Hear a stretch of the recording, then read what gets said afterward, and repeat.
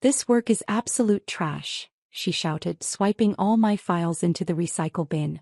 "Try again if you can." I watched months of effort disappear, then answered the incoming call. "Yes, I accept your $400,000 offer to be your creative director." Her arrogant expression crumbled when. "Yes, I accept your $400,000 offer to be your creative director." The words left my mouth while Bethany's face drained of color across the conference room. 30 seconds earlier she had deleted my entire creative portfolio in front of our entire team, believing she was eliminating a problem employee. Instead she had just handed me the perfect weapon for the most satisfying workplace revenge imaginable. The timing was so perfect it felt orchestrated by the universe itself. But this story really begins 2.5 years earlier, when I walked into what I thought was a creative agency and discovered it was actually a design factory. September rain pelted the windows of Meridian Creative Studios as I pushed through glass doors that promised creative innovation but delivered corporate mediocrity. My portfolio bag contained everything I believed design could accomplish: university projects that told stories, freelance work that captured authentic brand personalities, concepts that connected emotionally with audiences. I was ready to join what Portland's business community considered a rising creative force. Before we continue with this revenge story, if you've ever felt undervalued at work or had your creativity dismissed by jealous supervisors, please hit subscribe. It's free and helps us reach more creatives who need this validation. Now let's see how my secret strategy unfolds. The reception area looked impressive enough. Polished concrete floors, exposed brick walls, industrial lighting that screamed, "We're artsy." But something felt immediately wrong. The activity buzzing around me was mechanical, repetitive. Designers hunched over monitors clicking through template libraries instead of sketching original ideas. The walls displayed framed client campaigns that shared an unsettling similarity: different company names, identical visual approaches. "You must be Lucia." Bethany Voss materialized beside me without warning, her smile sharp and calculating. She was younger than I'd expected for a creative director, probably early 30s, with perfectly styled blonde hair and a wardrobe that cost more than most designers' monthly salaries. Everything about her screamed control and authority.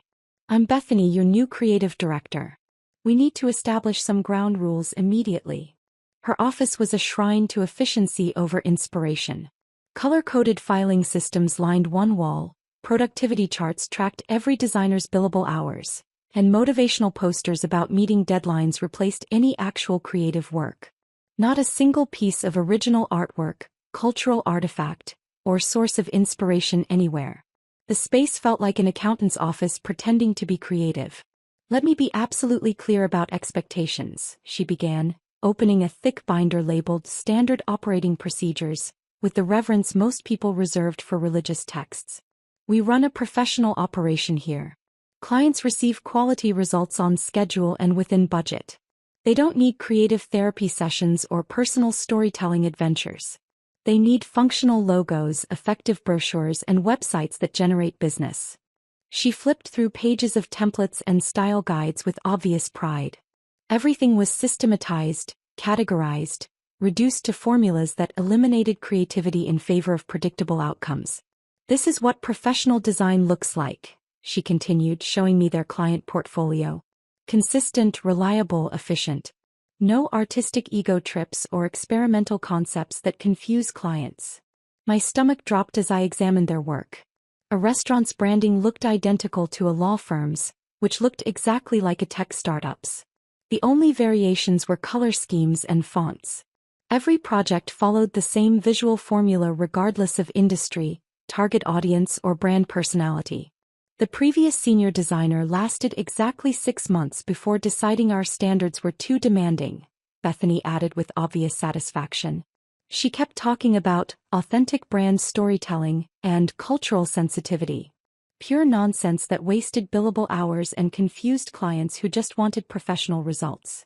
I realized with growing horror that I had walked into a creative wasteland where authentic brand connection had been completely sacrificed for efficiency metrics and template-based production. This wasn't a design agency. It was a digital assembly line. My first week at Meridian confirmed every terrible suspicion. Colleagues worked with mechanical precision, opening template files and swapping out text and images like factory workers assembling identical products. Nobody asked questions about client histories, cultural backgrounds, or brand personalities. They simply executed predetermined formulas that guaranteed mediocre results. During lunch breaks, I began secretly researching our clients to understand who they actually were beyond the template treatments they received. Marcus Holloway owned a craft brewery that struggled to connect with younger demographics despite producing excellent beer. Their current branding could have belonged to any brewery in America, generic, forgettable, completely disconnected from their actual story. But buried in a brief client call transcript, I discovered something fascinating. Marcus had mentioned that his grandfather had been a brewmaster in Germany before immigrating to Oregon in the 1940s. That single detail sparked possibilities that Bethany's template approach would never explore. What if we told the story of brewing traditions crossing oceans and generations? I spent 3 evenings at local Portland pubs, talking to bartenders and longtime residents about the city's brewing heritage. I learned about Prohibition-era speakeasies, post-war immigration patterns, and how European brewing techniques had shaped Pacific Northwest beer culture. Marcus's family story wasn't just personal history, it was part of Portland's cultural DNA. My research filled a private notebook that I kept carefully hidden from Bethany's surveillance. These weren't official client files. They were human stories waiting to be transformed into authentic creative work. Every conversation revealed connections between personal histories and business visions that template designs completely ignored. The breakthrough came when I developed preliminary concepts honoring Marcus's grandfather's German brewing traditions while celebrating Portland's modern craft beer scene. The logo incorporated vintage typography reminiscent of 1940s brewery signage, with subtle references to both German heritage and Oregon landscapes. The brand story connected immigration courage to entrepreneurial spirit, tradition to innovation. Marcus's reaction was immediate and emotional. 20 years in business and nobody has ever understood what my brewery actually represents, he said, studying the concepts with obvious amazement. This captures everything I've been trying to express but never knew how to articulate. The rebrand generated immediate results that vindicated everything I believed about authentic storytelling. Sales increased 30% within 8 weeks, and Marcus extended our contract for additional packaging design worth $35,000. But more importantly, he started referring other brewery owners who wanted the same cultural storytelling approach. My second major breakthrough came through Elena Vasquez, whose sustainable fashion boutique had been struggling with generic environmental messaging that felt preachy and disconnected from her actual values. Bethany had prescribed the usual sustainability template: green colors, leaf imagery, standard eco-friendly slogans that could have applied to any environmentally conscious business. But during casual conversation, Elena mentioned something that changed everything. Her grandmother had taught her traditional Mexican embroidery techniques passed down through generations. These weren't just sewing skills. They were cultural preservation methods that connected sustainable practices to ancestral wisdom. I requested permission to visit her workshop, claiming I needed to understand her production process for accurate brand messaging. What I actually wanted was to learn about the cultural traditions that motivated her business philosophy beyond surface-level environmentalism. Elena's workspace revealed extraordinary depth that template approaches completely missed. Hand-sewn samples showcased intricate patterns her grandmother had learned as a child in Guadalajara. Each stitch carried cultural significance: family protection symbols, agricultural abundance patterns, spiritual connection motifs. The sustainable fashion wasn't just environmental activism, it was cultural heritage preservation. I spent an entire weekend photographing Elena's hands recreating her grandmother's embroidery techniques, capturing the meditation and intention behind each careful stitch. The resulting campaign told stories about how traditional craftsmanship offered alternatives to fast fashion's environmental destruction. Instead of generic "save the planet" messaging, we created copies celebrating ancestral wisdom that understood sustainable practices long before environmentalism became trendy. The visuals showcased Elena's hands working with techniques her grandmother had used, creating powerful connections between cultural heritage and modern sustainability.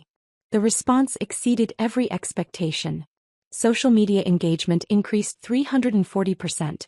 12 new wholesale clients specifically mentioned being moved by the family story connection, and Elena's boutique transformed from struggling startup to recognized leader in conscious fashion.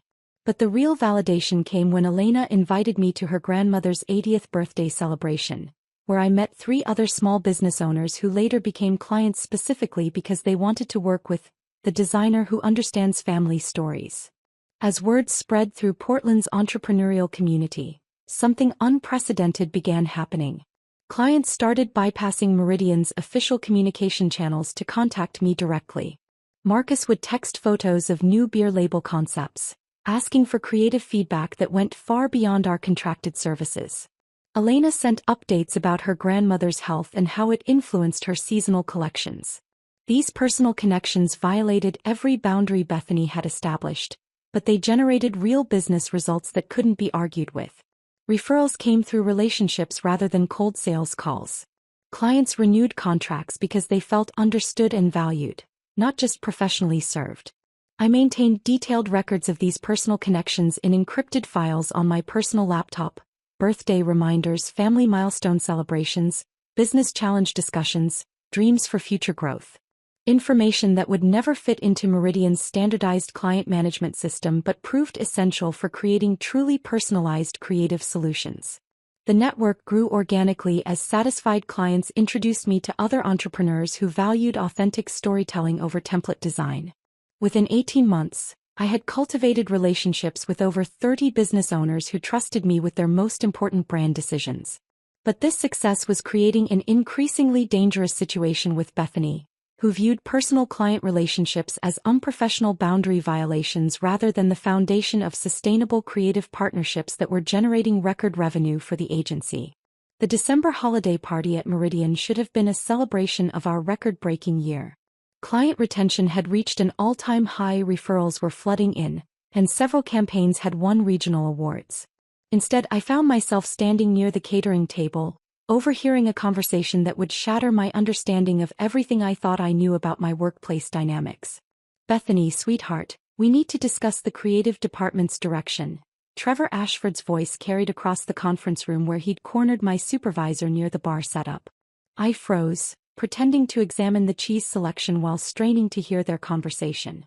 The casual intimacy in his tone caught my attention. This wasn't how bosses typically addressed employees. "Dad, I've got everything under control," Bethany replied, and my blood went cold. Dad? Trevor wasn't just the founder, he was her father-in-law. The pieces suddenly clicked into place with devastating clarity. Bethany's unshakable confidence despite mediocre results, her immunity to criticism, her ability to reassign successful projects without consequences, it all made sense now. "The client satisfaction scores are concerning," Trevor continued, glancing around to ensure they weren't being overheard. "Board members are asking questions about our retention strategies. They want to know why our numbers improved so dramatically this year." Bethany's laugh was sharp and dismissive. "Creative people are just difficult to manage, Trevor. You know how they get all emotional about their work, thinking they're artists instead of service providers. The real problem is designers who overcomplicate simple projects and create unrealistic client expectations." My hands trembled as I reached for a napkin, realizing she was talking about me. "Take Lucia for example," she continued, confirming my worst fears. "She's constantly playing therapist with clients instead of focusing on actual design work. All that research and personal connection nonsense makes other clients think they deserve the same treatment. It's unsustainable and unprofessional." Cameron Ashford, a man I now realized was Bethany's husband and Trevor's son, appeared beside them holding a whiskey. He barely glanced up from his phone as he nodded along with his wife's assessment. "Whatever you think is best, honey. You're the creative expert." Standing there with party noise swirling around me, I understood that I wasn't just dealing with a difficult supervisor. I was threatening the career security of someone who had married into ownership and felt entitled to creative control regardless of actual talent or business results. This wasn't about design philosophy. It was about protecting family interests. 3 weeks later, I was working late on Elena's spring collection campaign when I heard unexpected voices from the conference room. Thursday evenings were typically dead quiet, but laughter and conversation suggested some kind of gathering. Curiosity overcame professional boundaries and I crept closer to investigate. Trevor was hosting what appeared to be a weekly poker game with several local business owners. Cards, chips, and empty beer bottles covered the conference table while cigar smoke created a hazy atmosphere that reeked of old boys networking. I recognized a few faces from Portland's business community, including Gordon Rivers, who owned a struggling print shop downtown. Madison's been having trouble finding decent design work since graduation, Gordon was saying, sorting his poker chips with obvious frustration. Art school fills their heads with all these creative ideas, but nobody wants to hire someone without experience. Catch-22 situation. Bethany, who had apparently joined their boys' club despite being the only woman present, leaned forward with interest.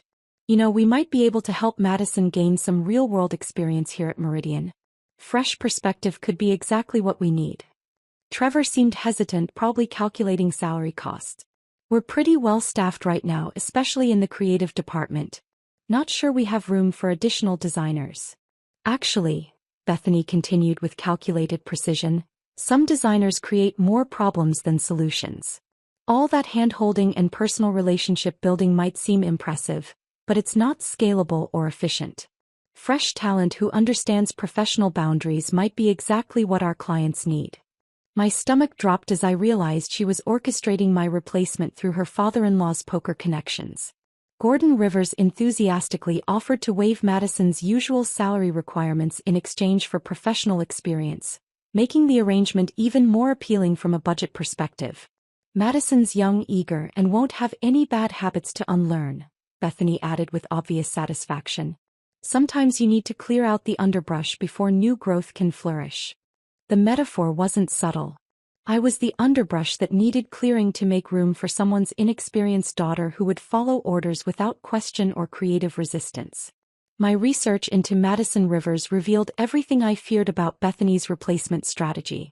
Her online portfolio consisted entirely of student exercises, basic logo variations, template-based layouts, and conceptual work that had never faced real client scrutiny or market testing.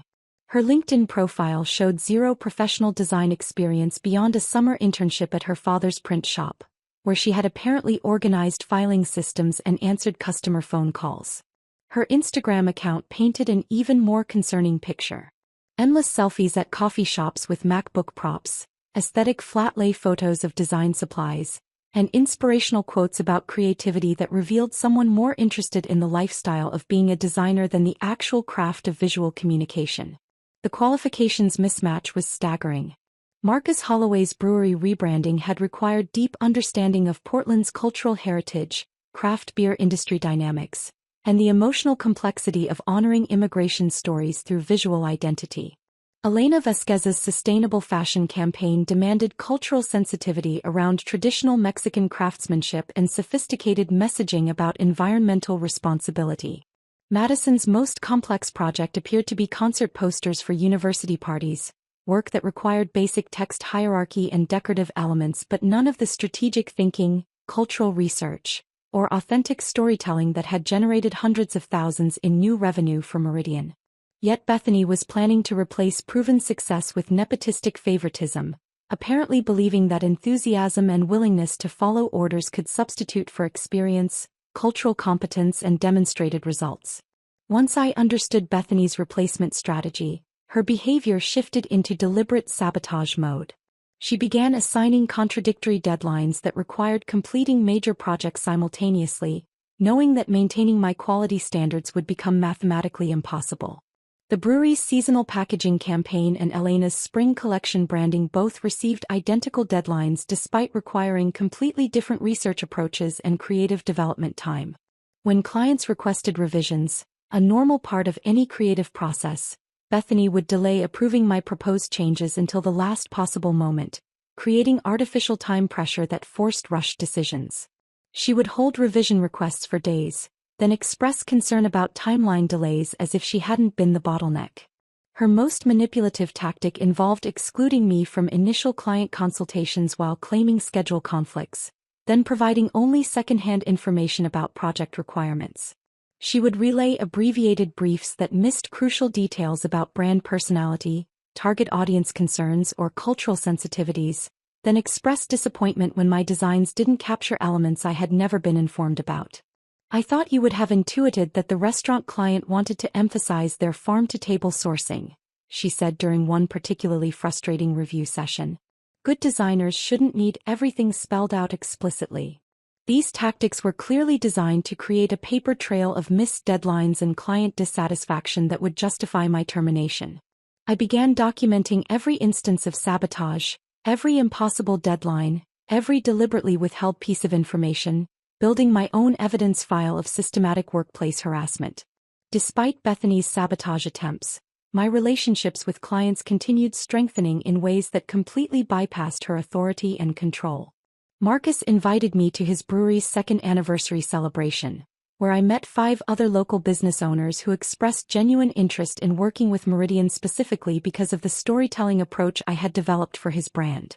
Elena's referrals proved even more valuable. Her cousin was launching an upscale restaurant in Seattle and wanted the same cultural sensitivity and authentic storytelling that had transformed Elena's fashion boutique. The potential project was worth $50,000. Significant revenue that hadn't come through normal sales channels or Bethany's approved marketing efforts. These organic referrals represented the kind of sustainable business growth that traditional agencies struggled to achieve through cold calls and generic presentations. But instead of celebrating this success, Bethany viewed client loyalty as evidence of inappropriate boundary crossing that threatened her control over creative relationships.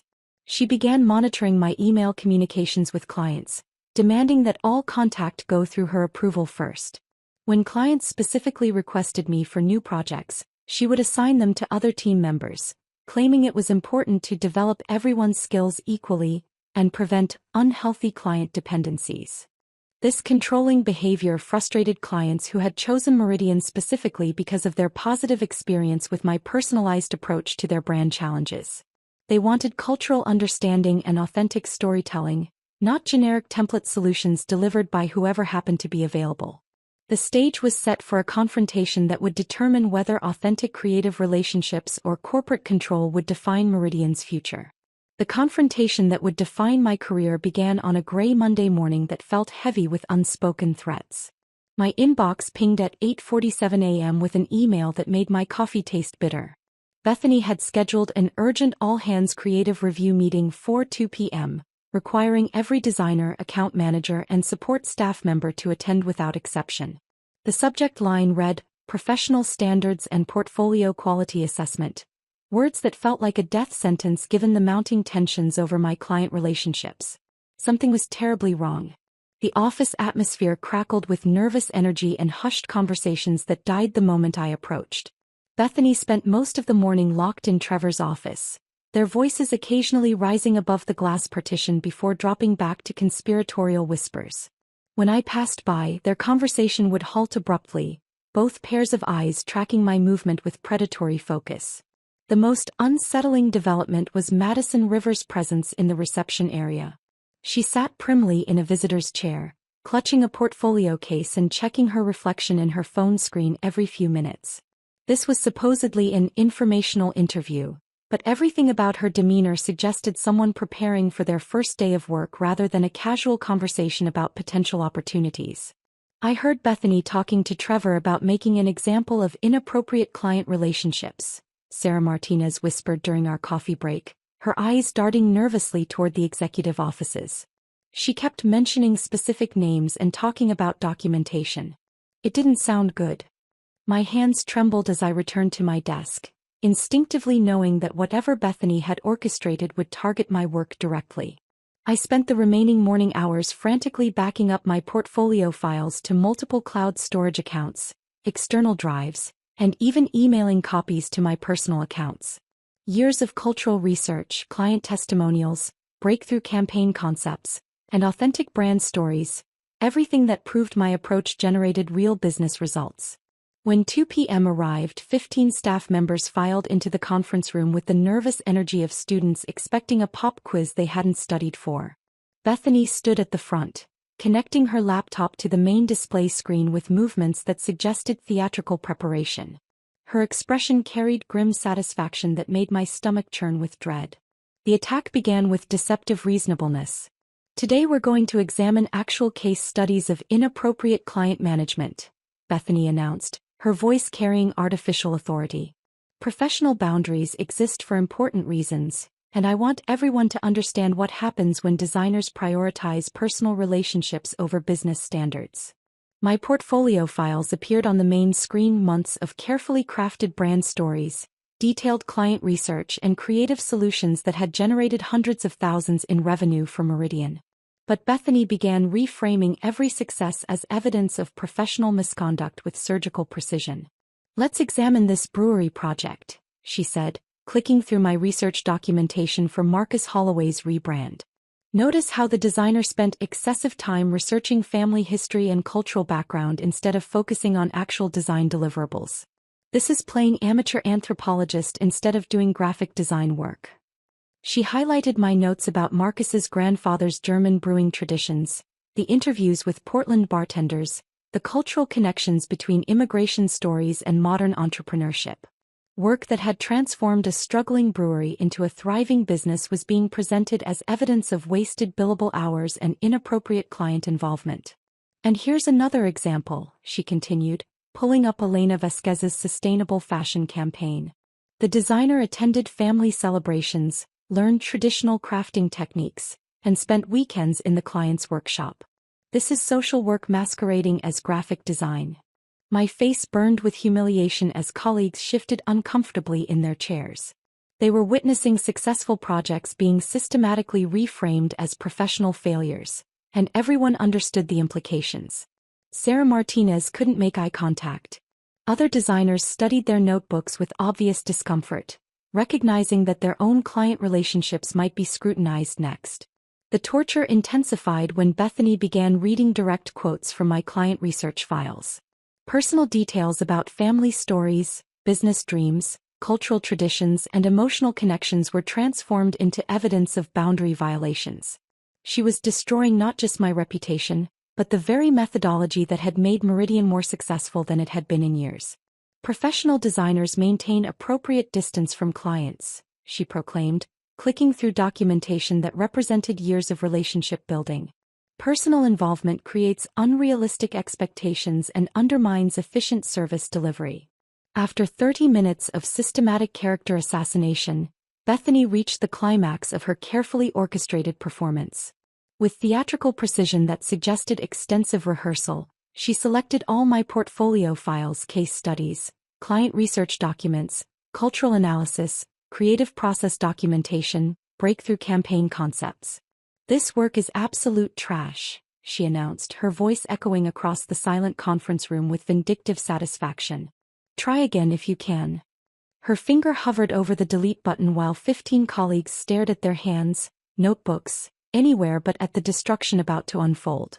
The moment stretched with agonizing tension as everyone processed the cruelty of what was happening. Then she clicked delete. Years of creative work vanished from the screen in a single vindictive moment. Marcus Holloway's family brewing history gone. Elena Vasquez's grandmother's embroidery patterns and cultural research erased. The emotional connections and personal stories that had transformed generic brands into authentic narratives, deleted with deliberate cruelty. The silence that followed was absolute and suffocating.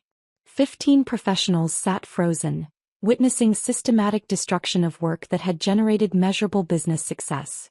Bethany turned away from the blank screen with visible satisfaction, clearly expecting me to accept this public humiliation and begin rebuilding according to her template-based standards. She had just eliminated what she believed was evidence of unprofessional conduct, completely unaware that she had actually destroyed the foundation of customer loyalty that kept Meridian profitable and competitive in Portland's creative marketplace. As she began explaining new, professional communication protocols that would prevent future boundary violations, my phone started buzzing against my leg. The caller ID showed Cascade Brand Collective, a name I recognized as one of Portland's most innovative and respected creative agencies. Every professional instinct screamed to ignore the call and focus on the current crisis, but something deeper made me excuse myself from the meeting. "I need to take this," I said quietly, stepping into the hallway while Bethany's voice continued droning about efficiency standards and appropriate client relationships. Diana Walsh's voice on the other end was warm and direct. "Lucia, we've been tracking Meridian's client retention improvements over the past 2 years. And we know exactly who's responsible for the storytelling approach that's keeping major accounts satisfied. My heart pounded as she continued. We've been planning to approach you for months, but recent developments have convinced us that timing is perfect. We're prepared to offer you $400,000 annually to join Cascade as creative director, plus profit-sharing participation and complete autonomy over brand storytelling strategies. $400,000, nearly triple my current compensation, working for people who valued exactly what Bethany had just called unprofessional trash. But the validation mattered more than money. My approach wasn't just correct. It was revolutionary in an industry still obsessed with generic template solutions. Standing in that hallway with the phone in my hand, I realized Bethany had just handed me the perfect weapon for the most elegant revenge imaginable. She thought she was eliminating a problem employee who created unrealistic client expectations. What she had actually done was destroy the only thing preventing Meridian's biggest accounts from walking away forever. I walked back into the conference room where she continued lecturing about efficiency standards while my former colleagues stared at their notebooks in obvious discomfort. The blank screen where my portfolio had been displayed served as the perfect backdrop for what came next. Actually, I said, interrupting her presentation about professional boundaries, I have something to announce. The conference room erupted into chaos as my resignation announcement shattered the controlled atmosphere Bethany had carefully orchestrated. Her face cycled through a rapid succession of emotions, confusion giving way to panic, then anger, and finally desperate calculation as the magnitude of her miscalculation became clear. You can't just quit in the middle of a team meeting, she stammered, her earlier confidence completely evaporated. The woman who had moments before wielded delete buttons like weapons now sounded like a child whose toy had been taken away. There are protocols, notice requirements, transition procedures that need to be followed according to company policy. Her hands gestured frantically as she turned toward Trevor, who had been quietly observing from the back of the room. She was clearly hoping her father-in-law would intervene with some kind of corporate authority that could undo what had just happened. But Trevor's expression revealed that he understood the implications far better than his daughter-in-law did. Bethany, perhaps we should, he began, but she cut him off with increasingly desperate offers. Wait, let's discuss this rationally, she said, her voice rising with each word. I can offer you an immediate raise, project leadership opportunities, even assistant creative director positions. We value your contributions to the team. The irony was breathtaking. Minutes after calling my work absolute trash and deleting it in front of 15 colleagues, she was suddenly offering promotions she clearly had no authority to promise. Her panic was palpable as she realized that destroying my portfolio hadn't eliminated a problem employee. It had just obliterated the foundation of customer loyalty that kept Meridian profitable in Portland's competitive creative marketplace. Madison Rivers shifted uncomfortably in her chair, probably wondering what kind of workplace drama she was about to inherit. The power dynamic in that room had shifted permanently, and everyone could feel the electric tension crackling through the air. Trevor approached me near the conference room door as the meeting dissolved into uncomfortable murmurs and awkward shuffling. His expression carried a gravity that suggested he was performing damage control calculations in real time, understanding this situation far better than his daughter-in-law ever could. Perhaps we should discuss this privately before making any hasty decisions, he said quietly, his voice carrying the practiced diplomacy of someone accustomed to salvaging corporate disasters. I'm sure we can reach a mutually beneficial arrangement that addresses everyone's concerns. But I was completely finished with private discussions and diplomatic solutions that consistently protected Bethany's position while undermining successful creative work. The time for compromise had ended the moment she clicked that delete button. There's nothing to discuss, I replied firmly, gathering my personal items from the conference table with deliberate calm. My decision is final. I'll submit formal resignation paperwork within the hour, and my last day will be today. I could see Trevor's mind racing through financial calculations, the client relationships that would likely follow me, the revenue generation that would disappear, the referrals that had come specifically through my storytelling approach.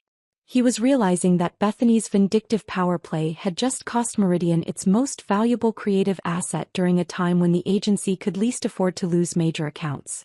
His attempt at damage control had come too late. The consequences of allowing his daughter-in-law's jealousy and insecurity to override sound business sense were now irreversible. As I walked toward the exit, I heard him quietly asking Bethany what exactly she thought she had accomplished with this public spectacle. The 15 staff members in that conference room were experiencing a collective moment of recognition that would permanently reshape their understanding of office politics and workplace dynamics. Some looked genuinely shocked, clearly never having considered that successful employees might resign over treatment they had witnessed but not questioned. Others appeared impressed, possibly reconsidering their own tolerance for workplace abuse disguised as professional standards. A few seemed almost relieved, as if my resignation had given them permission to acknowledge how uncomfortable they had been with Bethany's systematic undermining of obviously successful work. Sarah Martinez caught my eye and gave an almost imperceptible nod that suggested she understood exactly what had transpired and why it was necessary. Her expression conveyed solidarity and respect for someone who had finally stood up to behavior that everyone recognized as wrong but no one had felt empowered to challenge. The younger designers looked confused and concerned, probably wondering if creative work was always this politically complicated or if Meridian represented an unusually toxic work environment. Their faces showed the dawning realization that talent and results didn't necessarily protect you from vindictive supervisors with family connections. Most tellingly, Madison Rivers appeared horrified by the workplace dynamics she was about to inherit. Whatever romanticized vision she'd had of agency life was being replaced by the harsh reality of office politics, family favoritism, and creative work being weaponized for personal vendettas. The uncomfortable silence revealed that everyone understood the real story unfolding before them. A talented employee had just been pushed out by someone whose authority came from family connections rather than creative competence, and the consequences would be severe for everyone remaining at Meridian. Walking back to my desk felt surreal, like moving through a space that had already become part of my past. I gathered personal items while colleagues watched from their workstations with a mixture of fascination and concern. Some offered quiet words of support, while others maintained carefully neutral expressions that suggested they were already calculating how my departure might affect their own positions and job security. My desk had been a creative sanctuary filled with inspiration boards showcasing cultural artifacts from client research, thank you notes from satisfied business owners, sketches of breakthrough concepts, and photos from brand launch events where I had watched entrepreneurs celebrate authentic storytelling solutions that transformed their businesses. Now it looked strangely impersonal as I packed these meaningful objects into a cardboard box. Each item represented relationships and creative victories that would be leaving with me. The most symbolic moment came when I unplugged my external hard drive containing backup copies of all my creative work, the very files Bethany thought she had destroyed forever. I deliberately left behind company equipment, official project files, and anything that belonged to Meridian. But I took with me the relationships, cultural insights, and creative philosophy that had generated their most successful client outcomes in years. These intangible assets couldn't be deleted or controlled by vindictive supervisors. As I signed final paperwork with HR, heated conversations echoed from Trevor's office, suggesting that the real reckoning between father-in-law and daughter-in-law was just beginning. The administrative assistant processing my resignation paperwork looked genuinely sad to see me go, mentioning that several clients had specifically complimented my work in recent feedback surveys. Before I had even finished my exit interview, my personal phone began buzzing with calls from clients who had somehow already learned about my departure through Portland's tight-knit business community. The speed of communication in creative industries was remarkable. News traveled through networking events, coffee shop conversations, and social media connections faster than any official corporate announcement. Marcus Holloway called first, his voice carrying genuine concern. "Lucia, I heard through the grapevine that you might be leaving Meridian. Is that true? We've got the seasonal campaign coming up and I was hoping to continue working with you on the packaging design." Elena Vasquez sent a text message within minutes. "Please tell me the rumors aren't true about you leaving Meridian. Should I be worried about our current projects? You're the only designer who's ever understood our brand story." These immediate reactions revealed something Bethany had fundamentally misunderstood about client loyalty in creative industries.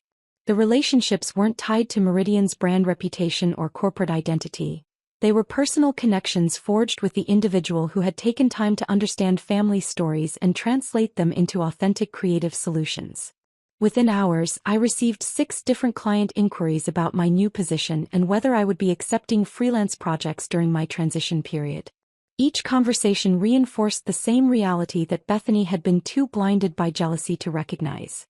She had assumed that destroying my portfolio would eliminate evidence of unprofessional conduct. But what she had actually done was sever the personal connections that kept Meridian's most valuable accounts satisfied with their creative partnership. The phone calls that afternoon were just the beginning of a client exodus that would permanently reshape Portland's creative agency landscape. The systematic destruction of Meridian Creative Studios began unfolding with clockwork precision during my first week at Cascade Brand Collective. While I immersed myself in learning their collaborative creative process and building relationships with my new team, disturbing reports filtered back through Portland's interconnected creative community about the chaos erupting at my former workplace. Bethany had immediately thrust Madison Rivers into handling my former client accounts, apparently operating under the naive assumption that any designer could maintain relationships built on years of personal storytelling and deep cultural understanding. The disconnect was immediate and catastrophic. The first disaster struck when Madison attempted to present campaign revisions to Marcus Holloway using Bethany's rigid template-based approach. According to Sarah Martinez, who called me during her lunch break to share the gossip, Marcus had spent the entire meeting asking detailed questions about elements of his family's brewing heritage that Madison had never heard of and couldn't begin to address. She kept shuffling through papers looking confused, Sarah whispered into her phone. When Marcus asked about incorporating the German brewing timeline we developed, she suggested using generic, craft beer lifestyle imagery instead. He looked like someone had just told him his grandfather never existed. The meeting had ended abruptly when Marcus politely thanked Madison for her time and requested to speak with Trevor directly about continuity concerns with his brand development. The subtext was clear. He was questioning whether Meridian could still deliver the cultural authenticity that had made his rebrand so successful. Similar disasters were erupting across my former client roster.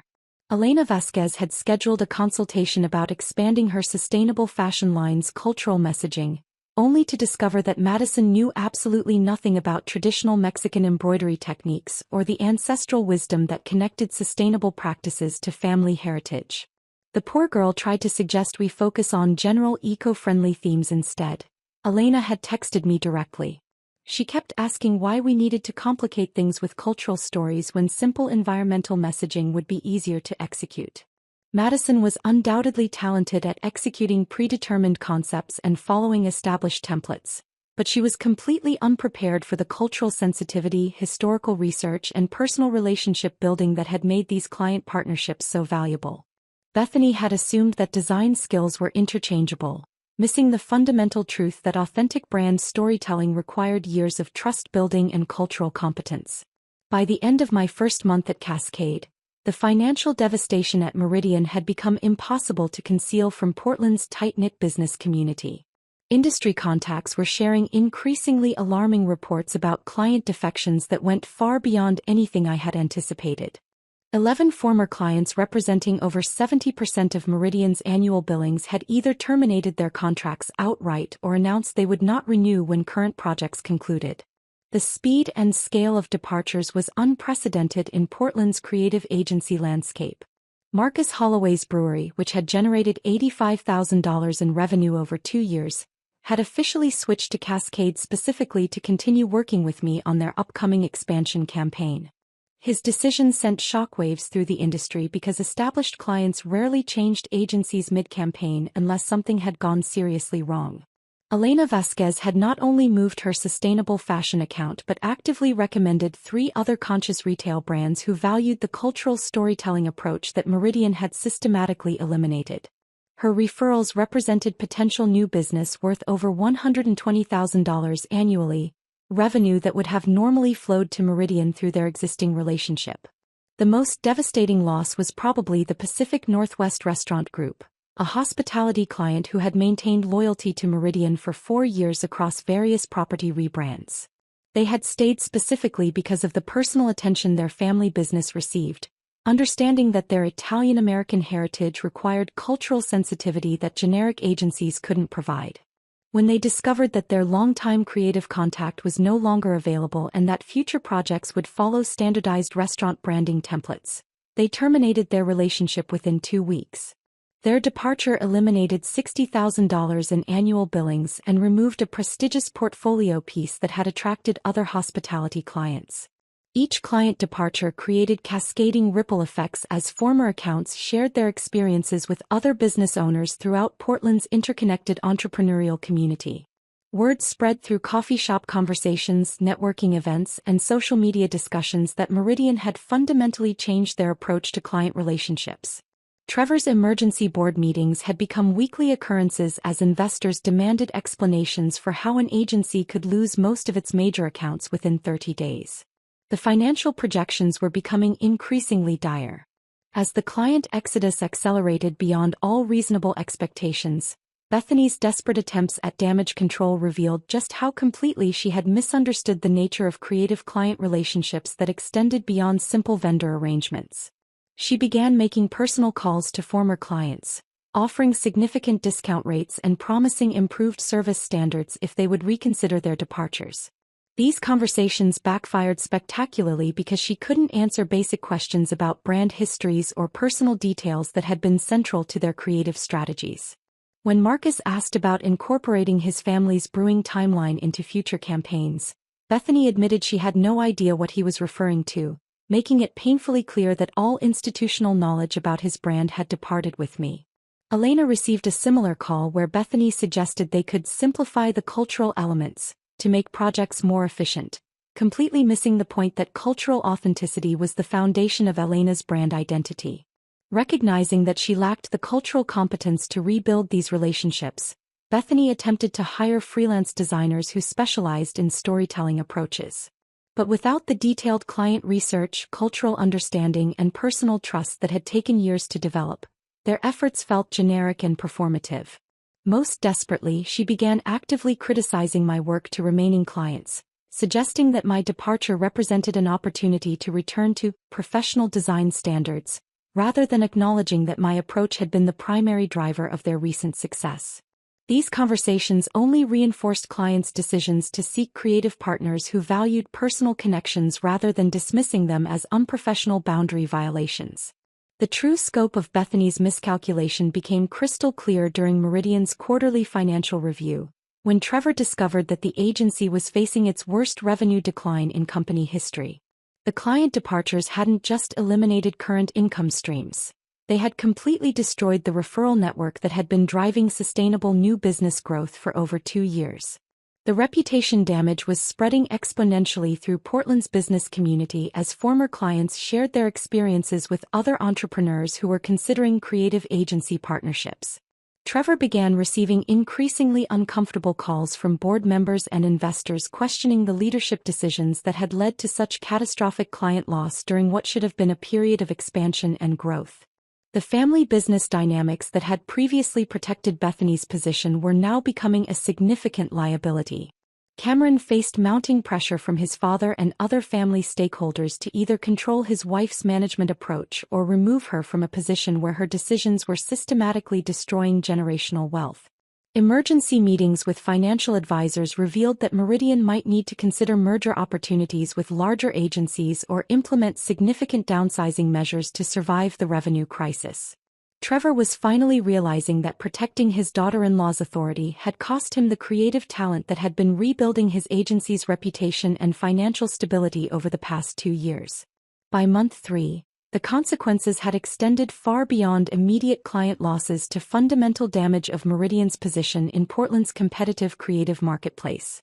Industry publications were covering the situation as a case study of how agencies could destroy valuable client relationships through poor leadership decisions, though professional courtesy prevented them from naming Meridian directly. However, the creative community understood every detail, and the story had become a cautionary tale shared at professional networking events and design conferences across the Pacific Northwest. The narrative was spreading that Meridian had driven away successful talent through internal politics rather than supporting approaches that generated measurable business results. Talented designers began actively avoiding Meridian's job postings, recognizing that an agency which had systematically eliminated its most successful creative professional might not represent a stable or rewarding career choice. New client inquiries dropped dramatically as business owners heard through professional networks about the client exodus and management problems. Most damaging was the complete loss of creative credibility that had taken years to establish. Meridian had built its recent reputation on personal storytelling and authentic brand development, but the systematic destruction of those capabilities had reduced them to offering generic template services that dozens of other agencies could provide more cost-effectively. The competitive advantage I had built for them was gone forever, replaced by industry recognition as an agency that prioritized internal politics over client success and creative excellence. The transformation of my professional life at Cascade Brand Collective exceeded every expectation I had harbored about what creative work could accomplish when freed from corporate constraints and vindictive supervision. Within 6 months, I was experiencing the profound satisfaction of operating in an environment that genuinely valued creative storytelling and authentic client relationships as core business principles rather than inefficient luxuries. Unlike Meridian's suffocating hierarchy and rigid template-based approach, Cascade operated on truly collaborative principles where innovative ideas were celebrated regardless of their source or complexity. My colleagues didn't view cultural research as time-wasting. They recognized it as the foundation of breakthrough creative work that generated sustainable business results. My first major project involved rebranding a Portland-based sustainable technology startup, and Diana Walsh gave me complete freedom to explore the founder's fascinating background as a former environmental scientist who had abandoned academia to develop practical clean energy solutions. The resulting brand identity told a compelling story about scientific passion translating into entrepreneurial action, creating emotional connections that resonated far beyond typical startup messaging. The campaign's success was immediate and measurable. The authentic storytelling approach helped the startup articulate their mission during investor presentations, ultimately contributing to their successful $2.3 million series of funding round. The lead investor specifically mentioned being moved by the brand story during the pitch process. Diana actively encouraged the research methodology that Bethany had systematically criticized and undermined. Deep client understanding isn't inefficiency, she explained during our first creative review. It's the competitive advantage that separates memorable brands from forgettable ones. My colleagues at Cascade included award-winning designers and strategic thinkers who viewed cultural sensitivity and personal storytelling as essential professional skills rather than unprofessional boundary violations. The office atmosphere was everything I had dreamed a creative agency could be: intellectually stimulating, professionally supportive, and financially rewarding for work that made meaningful differences in clients' business success. The most validating aspect of my success at Cascade was witnessing how organically former Meridian clients transitioned their business to continue working with me in my new environment. These weren't orchestrated recruitment efforts or calculated client theft. They were natural relationship migrations that proved the value of authentic creative partnerships.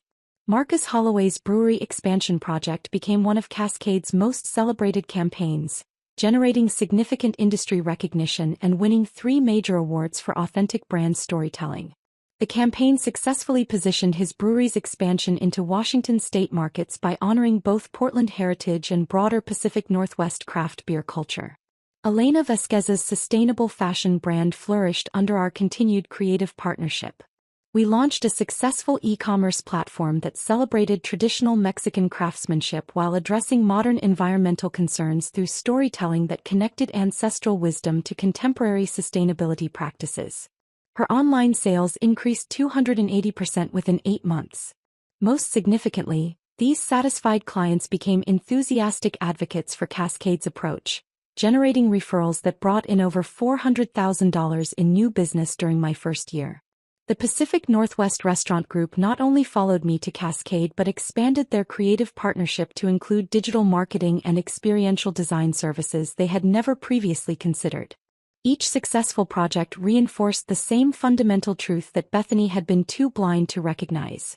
Clients valued authentic relationships and meaningful creative solutions over efficiency metrics and template-based design work. My client retention rate at Cascade reached 98%, compared to Meridian's industry average 60%, proving that personal connection wasn't unprofessional conduct but rather the highest form of creative service. The revenue these relationships generated allowed Cascade to expand their staff, invest in cutting-edge design technologies, and establish additional Portland offices that competed directly with much larger agencies. I had become part of building something genuinely innovative rather than maintaining something systemically broken. 8 months after my departure from Meridian, I received a phone call that completed the ironic circle of professional vindication with almost poetic justice. Trevor Ashford contacted me personally, requesting a private meeting to discuss what he euphemistically described as significant partnership opportunities. We met at a downtown Portland coffee shop where Trevor's desperation was immediately apparent. His usual confident demeanor had been replaced by the nervous energy of someone whose business was failing and who needed help he was embarrassed to request.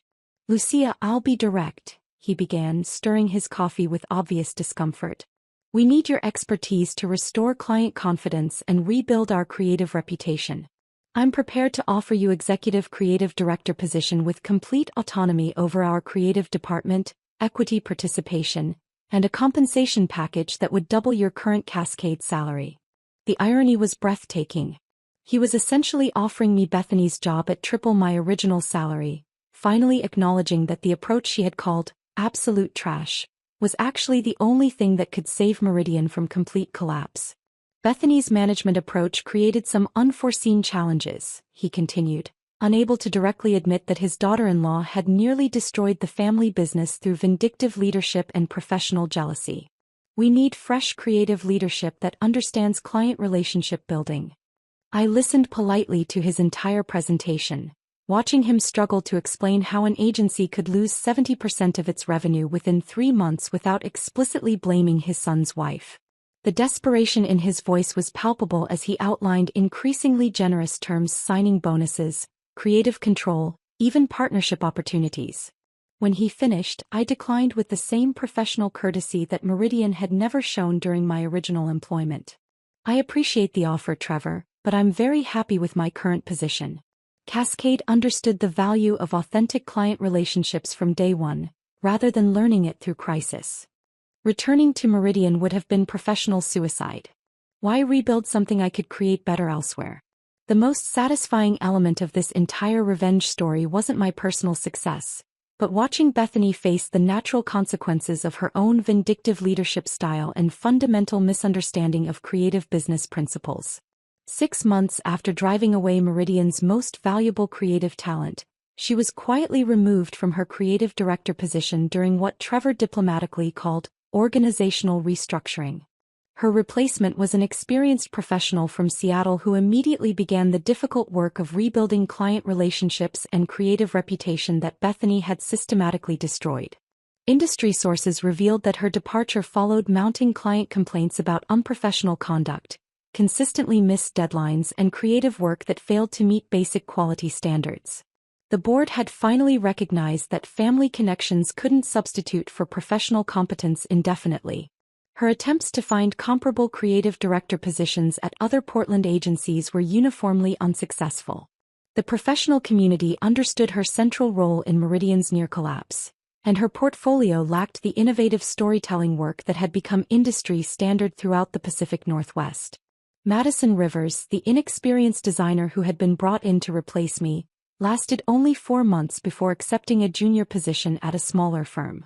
She had finally recognized that she had been set up to fail in a situation requiring cultural competence and relationship-building skills she hadn't yet developed. Bethany's career became a cautionary tale shared at creative industry conferences about how personal jealousy and poor leadership could destroy not only individual careers but entire agency reputations. Her name was mentioned in professional development workshops as an example of management approaches that prioritized control over results. 2 years after walking out of that humiliating conference room, I lead creative strategy for one of Portland's most innovative brand collectives, working daily with entrepreneurs who appreciate having their personal stories honored and their business visions brought to life through authentic creative partnerships that generate measurable business results. Every successful project reinforces the fundamental lesson that meaningful work creates its own protection. When you genuinely serve others' success, they become invested in yours as well. The relationships I built through cultural sensitivity and personal attention proved more valuable than any corporate hierarchy or family business protection.